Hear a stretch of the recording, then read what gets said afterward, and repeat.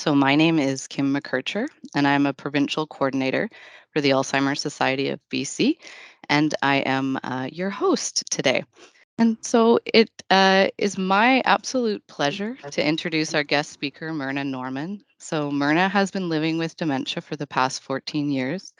She is a published author, and she has served many years as a very valued member of the Society's leadership group.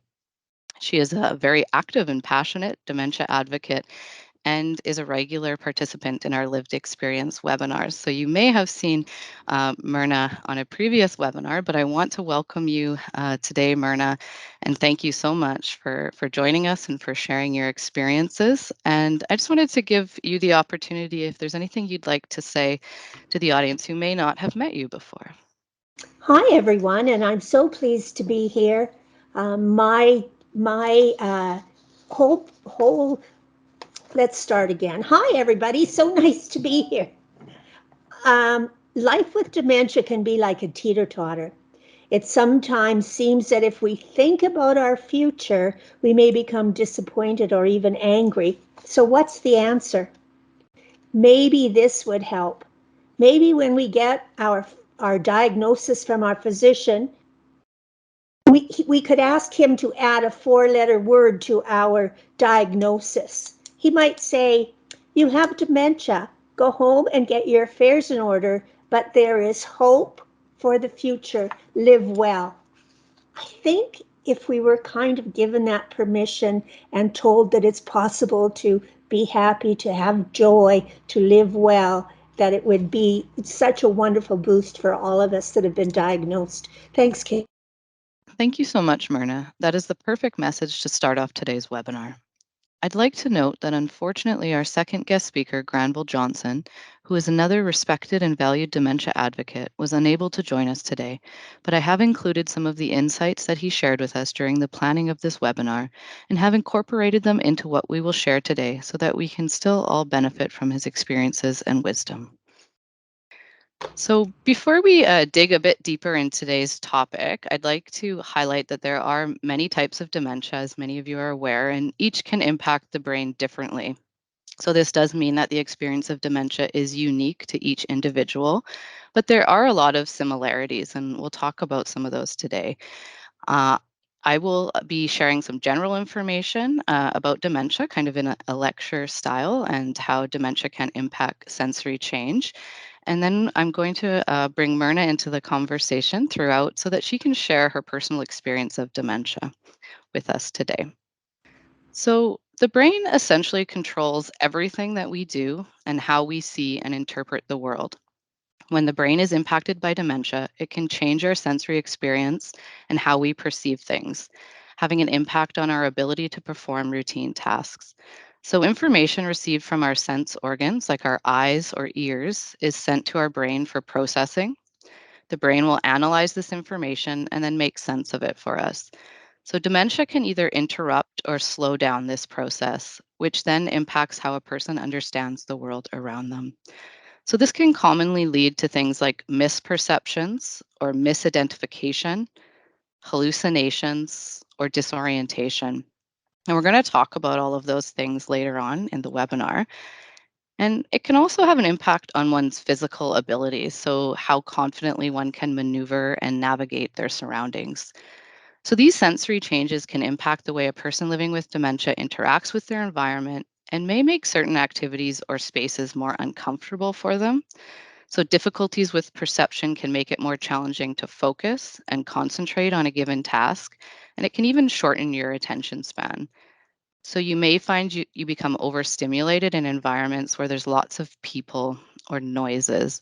And so many of you can probably relate when there's a lot going on. Sometimes it can seem overwhelming. And for people living with dementia, it can be really hard to kind of dull out that background noise and focus on one given stimuli. So certain environments can be really difficult for them to manage and navigate. So this can lead to feelings of overwhelm and stress and can even reduce one's confidence, which then can have a negative impact on independence and even their ability to socially engage with others. So, just an important message that we want to get across today is if you're supporting somebody living with dementia, be patient, allow more time and space when doing activities, and be understanding if the individual becomes overstimulated in a specific environment. They may just need a quiet space to kind of gather their thoughts. And control some of those emotions that can rise to the surface when there's a lot going on in the background. So they really may be experiencing the world very differently than you and I. And so I just want to help us kind of process that. And so let's try something together. We're going to look at an image that I'm going to bring up onto the screen. And once you see the image, I'd like you to, as fast as you can, just share in the chat what you see initially. So here we go. So what is the first thing that you see when you look at this image?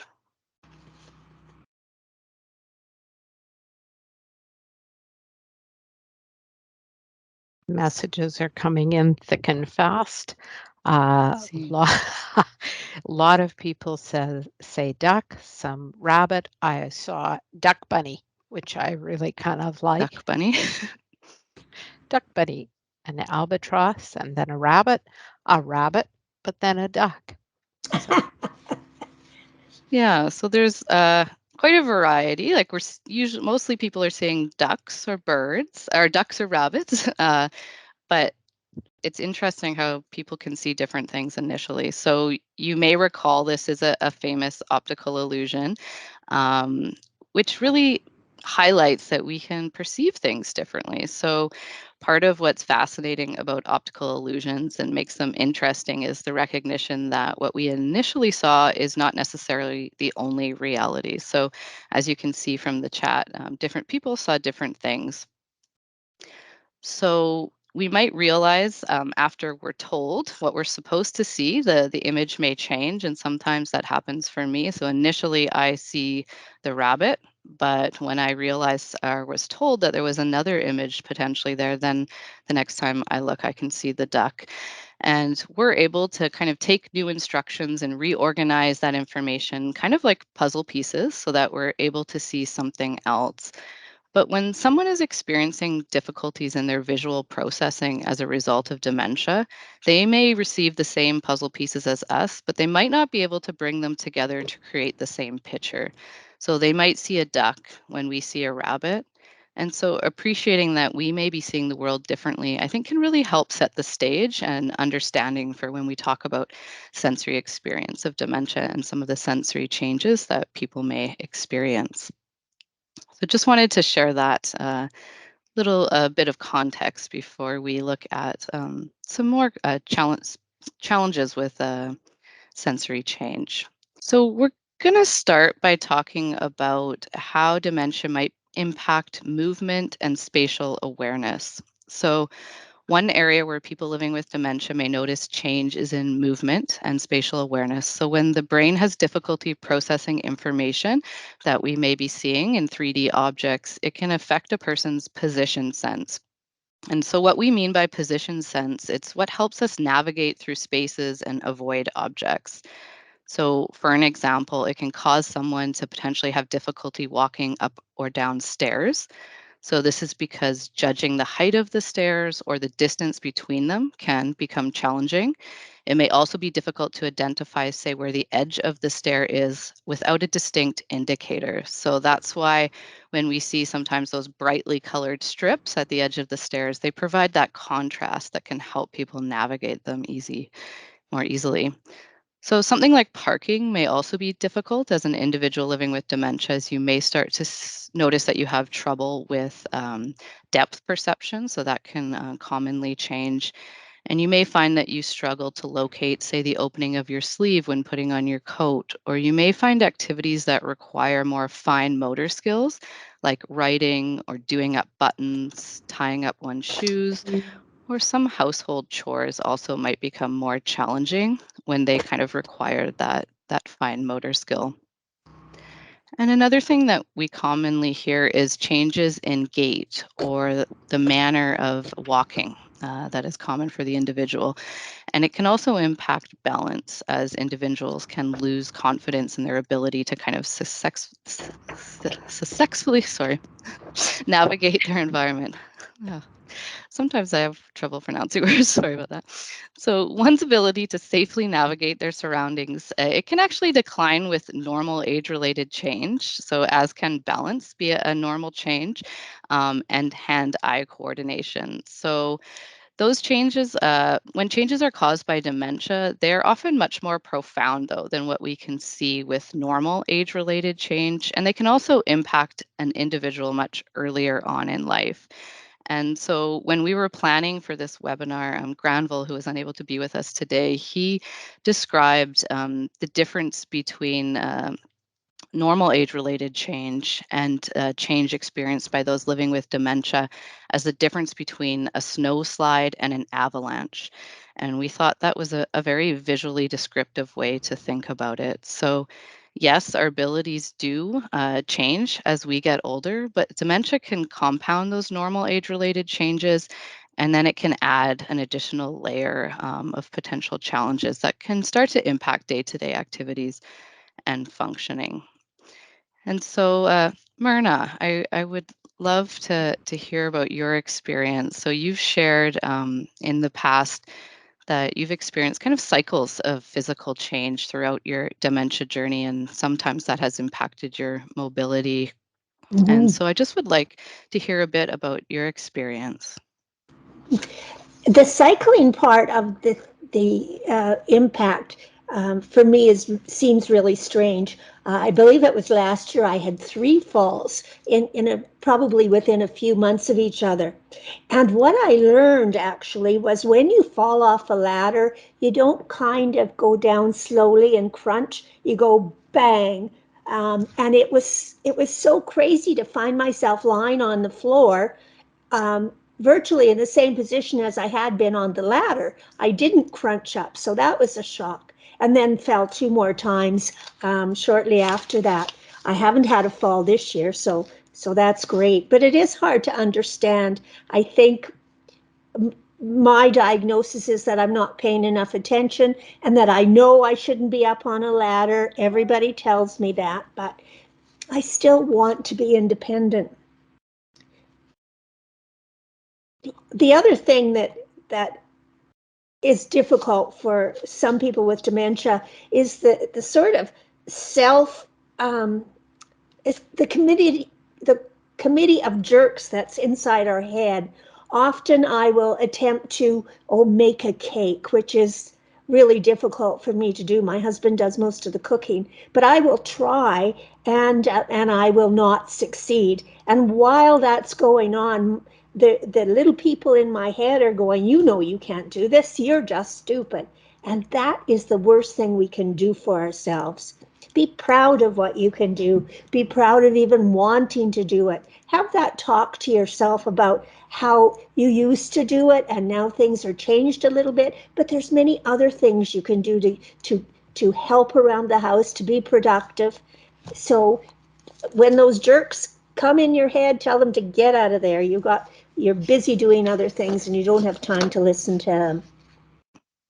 Thank you, Myrna. I think that's a really powerful message because self-doubt and negative self-talk, it can have such a damaging effect on our self-confidence. And it's something that we hear very commonly from people living with dementia, that self-confidence takes a huge blow. And so how do we build that back up and really focus on the abilities that remain, and try not to focus on maybe what's changing or what we're losing? So thank you Mhm. for that. And just wondering, for those of us who might be either experiencing changes to balance and coordination or be supporting somebody who is, are there any strategies that have been helpful for you? Oh, sure, a lot. I wear my lanyard often, and it's a little thing that I wear on the top of my blouse that says, I have dementia, please be patient. So I can tell you a couple wonderful things that happened because I was wearing that. Once I had to fly across the country, and my husband couldn't go with me. So I started to cry once I got into the area where all the luggage was and people were doing this and that. And a gentleman came, he noticed the sign, and he took me by the hand and he asked the steward to finish doing what the preparation was so that I could just go and sit down. And he did that because he saw that name on the lanyard. Once a gentleman helped me on and off the train. I might have been able to do it, but because of that lanyard. And you know what? People really like helping. It, isn't it wonderful when you, in your busy life, can actually help somebody and you get such a great feeling of self-satisfaction? It's really, really good. Yeah, and we've heard from a few people that the lanyards that say, please be patient, I live with dementia or Alzheimer's disease, can be really helpful. Just in, I think sometimes as the general public, we can be hesitant to help people. And I think maybe the pandemic has played a role in that too, just our ability to socialize and talk to one another. And so having that lanyard can sometimes open up the conversation we've Mhm. heard, and can be a really good thing. So thank you for sharing that.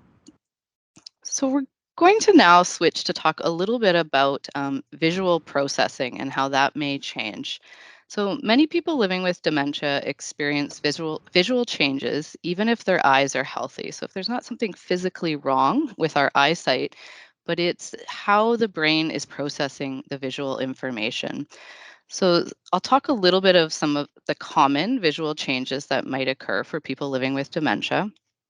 So one of them is misperception. So the person sees one thing as something else. So an example of that might be looking at a black doormat and it appearing as a dark hole in the ground.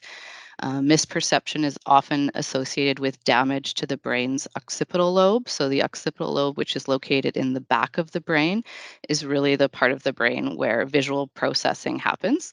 And so, it's responsible for making sense of the visual information that our eyes take in, and it communicates that information to other parts of the brain alongside other sensory input that is always being thrown at us. And then it pairs that with our past memories to find an association and make sense of what we're seeing. So we rely on those common associations throughout our life course. And the quicker that can happen, the more we can interpret information and handle all that sensory overload that can take place, particularly if we're in a bit of a, say, a chaotic environment where there's a large group or a lot of noises. And so the stronger those connections are in the brain, the easier it is for us to do that.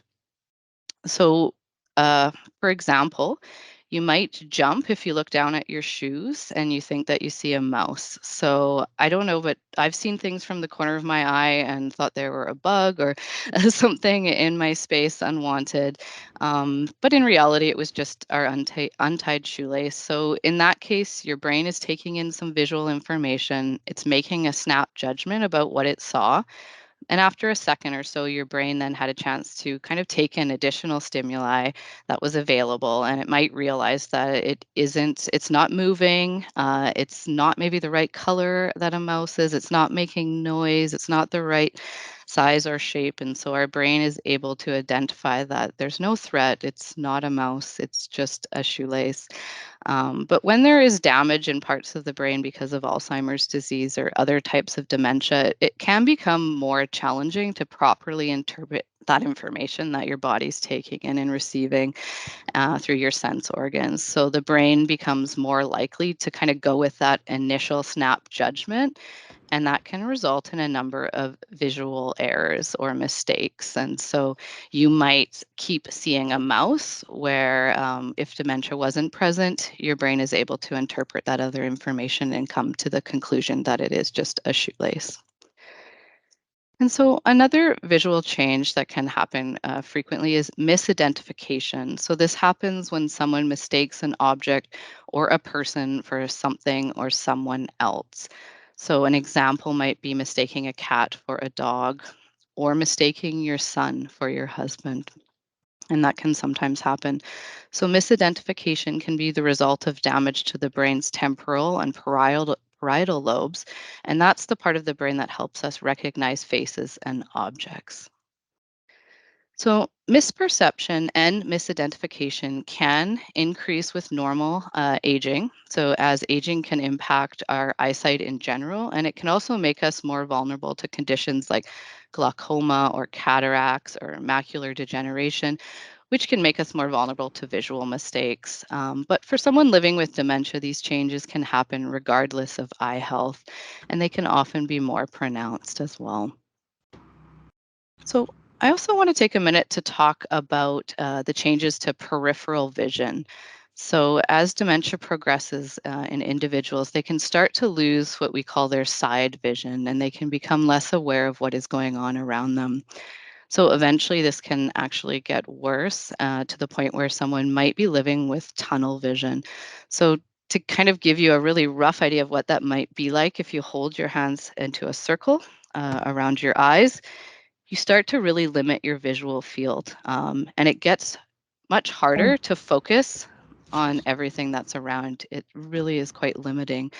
So, as you can imagine, the narrowing of that field can have an impact on many things. So, it can impact focus and our ability to multitask. So, one situation that might pose a challenge for somebody living with dementia who's experiencing that could be switching focus from one stimulus to the next.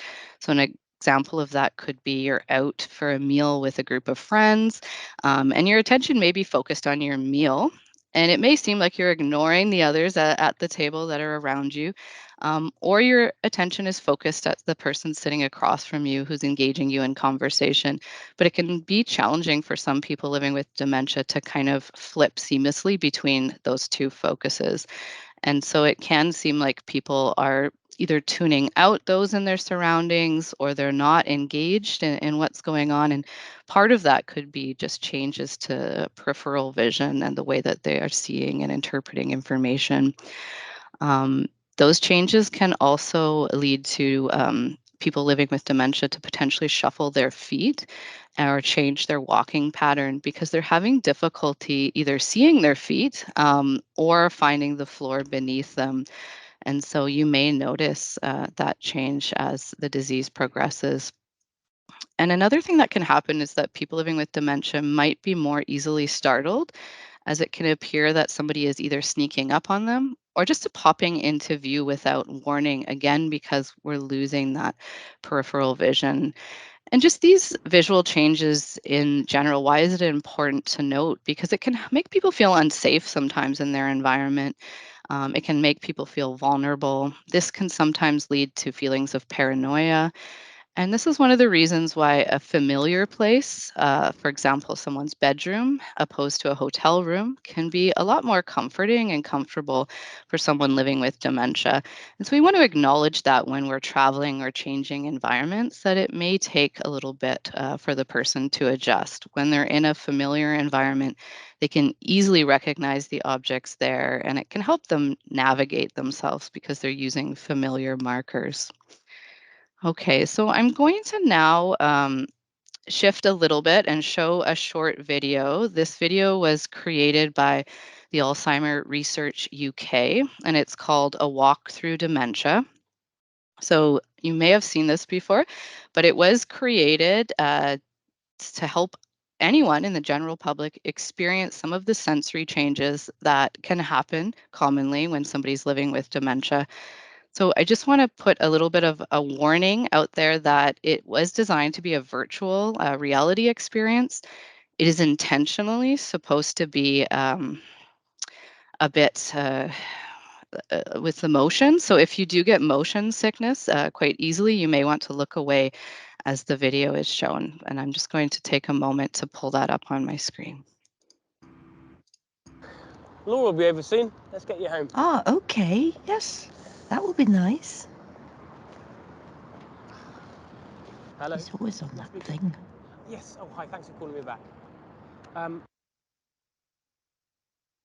Yes, it's just about the contra ramifications of that. Yeah, but at what point? Well, I can get on. Right. And is that going to be difficult or? Sure, there's the garden with the white flowers. Red flowers.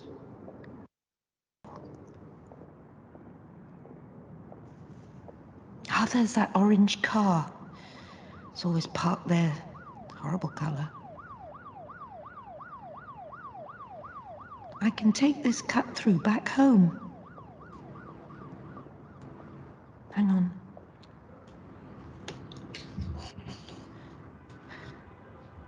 Hang on. This isn't the right cut through. This isn't the alleyway. Where does this go? This isn't right. Oh, Joe. Joe. Where is Joe? Oh, that's Joe. Oh. Is it?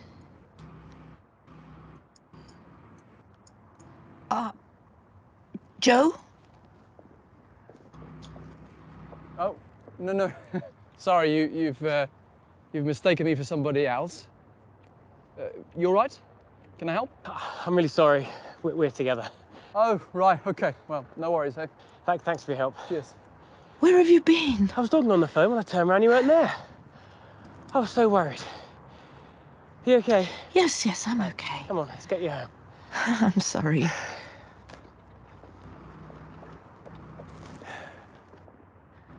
Watch out, Joe! Watch out, Joe! Watch out! Oh, I know it's a puddle. It looked like a hole. Sure, yeah, I'm fine. Come on, let's go. Oh, I'm sure everyone was looking at me.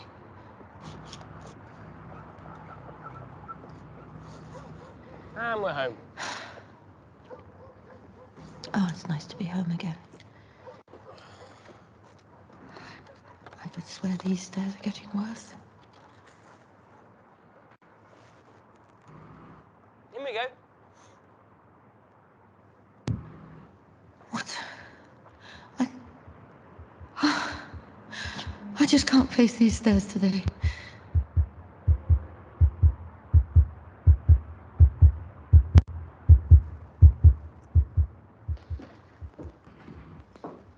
Okay, the shopping's in the kitchen. Okay, right. We're out first thing tomorrow morning. Bye, Mum. Right. Thanks, love.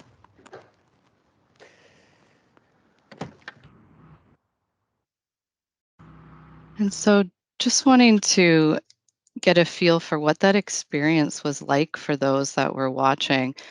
And I do apologize, I had to do the controls a little bit. So, if you have an opportunity, yeah, you can have the opportunity. We have the link on the helpful resources document to take that experience yourself, and then you can actually maneuver and toggle and look to see from the visual perspective of the person living with dementia. But if you can share in the chat, kind of what was that like for you? Kim, people are sharing that they found it emotional. Someone says that she was upset with the son. Maybe he didn't understand what it was like for her mother, for his mother. People saying that they found it scary. They could feel that anxiety and that sense of the fear of being lost, upsetting. People said helpful to see what it's like. So, both sides there, confusing, scary. I felt anxious and lost. So it's a very powerful experience. Thank you, everybody, for sharing. I know when I first watched that video, it was quite disorientating and really eye-opening into how navigating one's environment the challenges that may present while out in public. And so, Myrna, I want to turn it over to you and just ask what stood out for you from that video clip. Well, certainly I could feel the anxiety that she was feeling. The wind in the alleyway was blowing those leaves around, and that would be very disconcerting because I might not know what actually was moving around, and not being clear on whether that was her son or somebody else. That can easily happen. As you talked about, Kim, our vision somehow changes, and that makes it really difficult. not recognizing her exact area is something that's happened to me on occasion too, and it's really difficult, and that's why it's so important not to have those jerks in your head saying, what's the matter with you. In my opinion, the best thing someone else can do to help comfort me is to acknowledge that wasn't it a windy day, or I get confused too when I come along here. Words like that help more than don't put your arm around me. I'm not a child, and it's really important to always be treated like an adult. Um, I need to say that caregivers have a very difficult road to hoe, but to help somebody like me, my husband needs to go to my reality, because often my reality is different than Dave's. So what I see, I believe I see. Sometimes it can be emotional, and sometimes it can be intellectual, and sometimes those two things happen at the same time. So we often have a pretty difficult road, and we are looking always for your support. Thank you so much, Myrna. I think open communication with your family, as you highlighted, can be so key. How can they support you? Let them know that if there's something specific that they can do. And you had mentioned that asking questions like, wasn't the siren loud? Wow, it's very windy today, really helps kind of reorientate you and kind of just focus. So that can be maybe a strategy that people could try if they're noticing that the person is feeling anxious or that stress level is getting high. And you had mentioned before that when you're feeling anxious, humor is something that you use a lot. Is that helpful for you? Yeah, I find it really helpful. So we've got two choices. We can sort of be taken aback by what happened, or we can find some humor in it. And I want to live my life as joyful as I can, so I search for the humor in things. And I think that's a really positive way to help us get through the more difficult days. Yeah, I agree. And one thing you mentioned that I thought was really helpful is that you appreciate when people, if they come up to you in public, that they introduce themselves, they give you their name, and they let you know how you know them. And so I know sometimes we might hesitate, should we provide that information, not wanting to offend the person living with dementia, but that's something you find helpful. Yeah, I'm involved in committees actually from coast to coast to coast in Canada, and so I'm aware of a lot of faces, but I'm not aware of names. And so I've been progressing a bit with my disease, and I guess other people have picked it up, because now people come up to me and they say, "Hello, Myrna, I am Laura Middleton from the Dream Project." So that helps me so much. She tells me who she is and how I know her. And that is so helpful to reduce the stress. Thank you. That's a great practical tip.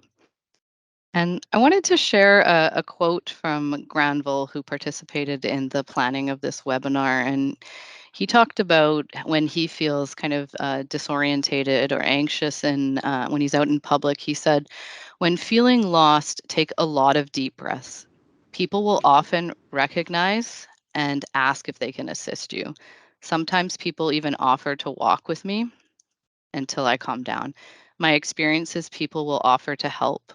And he talks about self talk and helping him accept their help, and really the kind of internal battle that we want to be strongly independent, but there are moments where we do need to rely on each other and be open to accepting help. And he had said, acceptance is the best antidote. And I thought that was quite profound. So I wanted to share with you. And another example that Granville shared was when day turns to night and how disorientating that can be, how environments can look completely different for him. And he lives in a very remote part of BC, and he talked about when he comes into the city for different events, and this is what he described. Day to night change is very disorientating to me. Darkness is unsettling. Where I live in rural communities, it can be very dark, very little street lights. But in the city where there are lights everywhere, the light can be overwhelming and confusing. The dark spots can be unsettling. In the rural community, the dark is welcoming. In the city, it is foreboding. And so I can visualize when I heard him speaking about that, how hard it can be for him to adjust to different environments and what we become accustomed to and familiar with and comfortable in. And it can be really hard for any of us to adjust to a big change, but for somebody living with dementia, it can be just that extra little bit challenging. And so being patient, offering help, and trying some of the strategies that Myrna discussed can be really useful. And we're going to switch now to talk a little bit about visual and auditory hallucinations. So, sensory changes can be one factor that can contribute to the experience of hallucinations for people living with dementia. So, hallucinations can be described as an incorrect perception of objects or events involving the senses. So, they seem very real to the person experiencing them. Hallucinations can involve any of the senses, but they're most commonly involving vision, so seeing something that isn't there, or our auditory system, so hearing noises or voices that others don't hear. So, an example could be someone is getting upset or frightened that they see a bug on their bed, and they're telling their family member that they want that bug out of there, and the family is not able to see the bug. So that could be an example of a hallucination. And one common rule of thumb that we can kind of go by is if the hallucination is not upsetting to the individual, then there's often no need to intervene. Would you agree with that, Myrna? I see you Oh, shaking your for head. sure. Yeah. Yeah. Sometimes it almost feels our responsibility to help orientate the person or correct or tell the truth. But often, unless they're distressed and asking for help, it's best just to let it be sometimes. Certainly. And I wanted to just ask Myrna if you have any examples of either a visual or auditory hallucination that you've experienced, and if you could share what that was like for you. Do you just want one, Kim? No, you're welcome to share. I think we have time for more than one. Particularly near the beginning of my diagnosis, and for the first 5 years, I had a lot of hallucinations. I remembered my husband and I drove down to Reno, and that was in the days when I was still allowed to drive. And I was driving back, and my windshield kept filling up with these beautiful aqua colored blobs. Now, intellectually, I knew they weren't real, but I could not see to drive because they were in my eyesight. I actually even put the windshield wipers on. So it's kind of hard to understand, because if intellectually I knew that they were not there, but my vision would not let me have a clear windshield, that's what Kim's talking about when she's talking about all these changes that happen. I often see small animals in my house. They're kind of like a little skunk. They don't disturb me at all. If they want to be there, that's fine. And when I'm a passenger in my car, which of course I always have to be now, I often see the color red, and it's almost there all the time. And I just totally ignore it. But coming home this morning, I was looking at the weeds along the side of the road, and I saw a grizzly bear. Now, he wasn't there, and part of me realized that he wasn't there, but he was a fine looking bear. So it's really difficult. And during the beginning of this family kind of illness, because that's what it ends up being, my husband used to try, and I like the word correct, because that's what it feels like to me. So my husband would try and correct me. And I found it extremely difficult to deal with that, because I think caregivers would have way more luck if you go to your person's reality. My reality was those things on the windshield. The grizzly bear this morning was my reality. So, as Kim said earlier, as long as it's not hurting anybody, please just kind of agree. I have a friend who's got Lewy body, and he's having a lot of visualizations about snakes, and that's really a difficult one, and he does become frightened. So that's a time when one could say, well, I'm going to shut that door so they stay in there, and you and I will come out and do something in the front room. So try and look for those kinds of ways to ease the situation while still keeping the person's reality and their belief in themselves. Once we lose that, I think it's more difficult for everybody. Thank you for that. One of the common kind of phrases that we use is connect, don't correct. And if we remember that your reality is as real for you as ours is for us, I think that really helps us shift that way of thinking that we need to reorientate and bring the person back into our reality. And a colleague of mine used to say that the person with dementia may have lost their passport. They can't come back into our reality, and so we need to truly meet them where they're at. And that can be an amazing approach. And I see somebody in the comments has mentioned that their mother would see insects, hallucinations of insects, and that they would just pretend to be getting rid of them, to pick them up. And often that can be much more successful than saying they're not there. Yes. Don't worry, they're not there. Yes. And so I want to share something that Granville shared with us in case it might resonate with somebody listening. And he described kind of a different type of hallucination that he called a dreamscape. And so this is when the person is awake but experiencing what seems to be an incredibly vivid visual and auditory hallucination. And he described it as an alternate reality. So he has awareness when he's in that reality that it is not real. However, he is having more and more difficulty pulling himself out of it and recognizing that this isn't his true reality when he's in this dreamscape experience. And I found that very fascinating, and also just how unsettling that might be when he is having difficulty coming out, bringing himself out of it. And he described that the vividness of the dreamscape is very different from what we might have experienced as a child when we're daydreaming.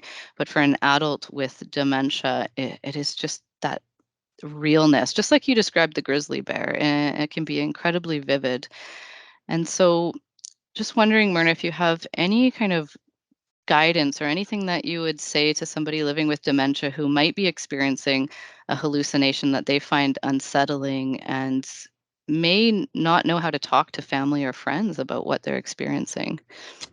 Yeah, and I'm learning all the time through this.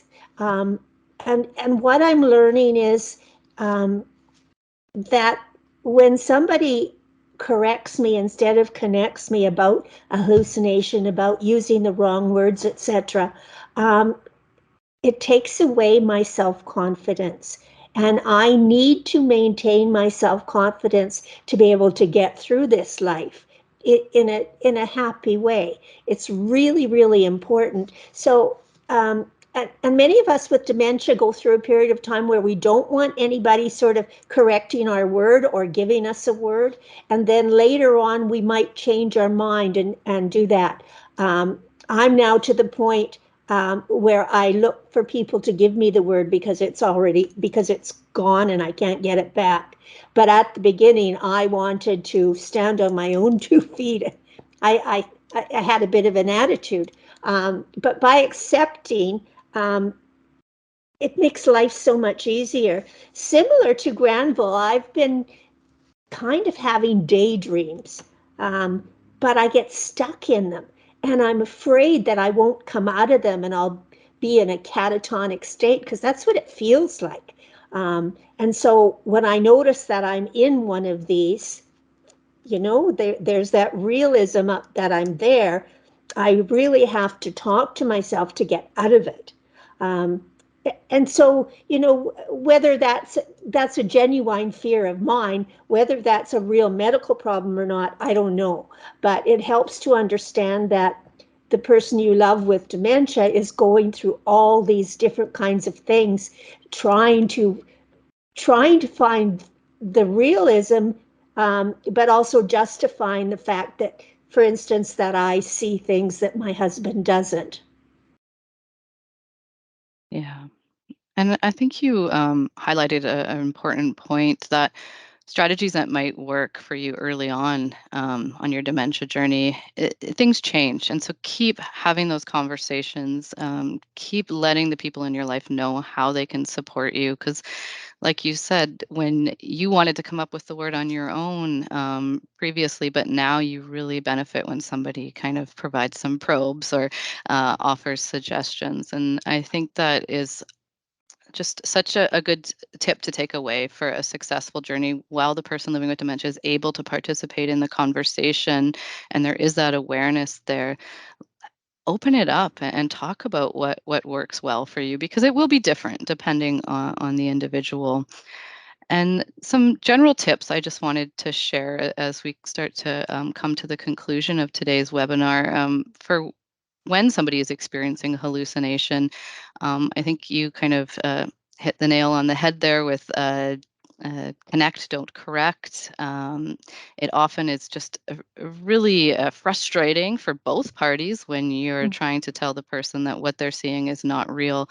And so often we recommend validating what's going on emotionally for that person. So what are they seeing? If they're seeing snakes, we know that that's unsettling, that there might be fear associated there for most people, maybe not everybody, but the individual.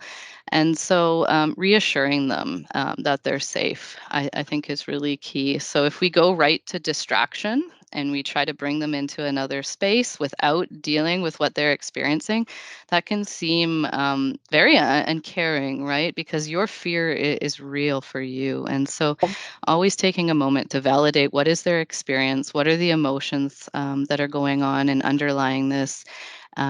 Try to let them know that they're safe, that you're here. And then if you can, come up with a solution like, I'm just going to close the door and we're going to go into the other room. Or don't worry, Mom, I'm going to get the bugs off the bed. Those types of things can be really helpful. And then once you've done that, distraction can be nice. Get the person engaged in something that calms them. Put on music that they love. Go have a cup of tea. Go look out the window or get some fresh air if you can. Go for a nice walk. Anything that the person enjoys that will be a calming presence, but just can't jump right to distraction, because all that emotional stuff is still there and very real. And is there anything you wanted to add? Really important. You said go to the emotional point, and that's so important, because to this gentleman that sees the snakes, his wife says, "Don't be alarmed. I know you feel anxious," and it's so important to have someone validate our feelings, because they are real. The snakes is a secondhand thing, the reason that I feel that way, but to be able to acknowledge that they are aware that I'm upset by whatever the situation is so important. Thank you so much for bringing that up.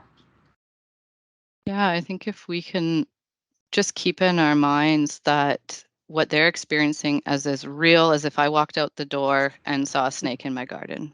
That fear is exactly the same, whether that snake exists or not. For you, it was real, and your emotions need to be properly addressed in a compassionate and empathetic way. So thank you, Myrna. I just want to, before we close, we might have a room for a question or two, but I just want to just thank you for sharing your experience and being so open with everybody today, because I think I know I learned so much from firsthand experience, because while there's wonderful science out there and what we can read in texts and resources, we can't really understand what somebody experiences without hearing it from you. And so thank you so much for bringing that perspective. I'm happy to do it. I appreciate it. And so I just want to note that sensory changes, they are common for people living with dementia. If you're experiencing them, just know you are not alone. And I would recommend an early stage support group or a caregiver support group is a wonderful venue to reach out, connect with others who truly get it, talk about what you're experiencing, learn strategies and ways to cope from others on the journey. And I think that's where so much insight is learned from other people that are living it. And we didn't really get into all of the senses, so there are changes that can happen with taste and touch and smell. And there are some more resources that we've linked on that helpful resource document. So if you're interested in exploring that further, please check that out. There's some great videos, and you can also go back to the walk through dementia videos. There's 2 other films as well, and explore those. They're great to share. And Lori, I don't know if there was a final question or anything that you wanted to share from the chat that came up for people. One thing that we didn't really get into much, Kim, is hearing. And somebody asked with her mother how to handle and respond to discussions about what her mom is overhearing when like hearing perhaps from a neighbor or something. And however, talking about the auditory hallucinations, what the 2 of you talked about there is very relevant to that as well. So the acknowledging it, in some ways, it doesn't matter whether you're actually overhearing something that is confusing or frightening, or whether it's your brain generating that idea of hearing reassurance, of simply having empathetic understanding for the person that you're talking to. I think would be a good approach.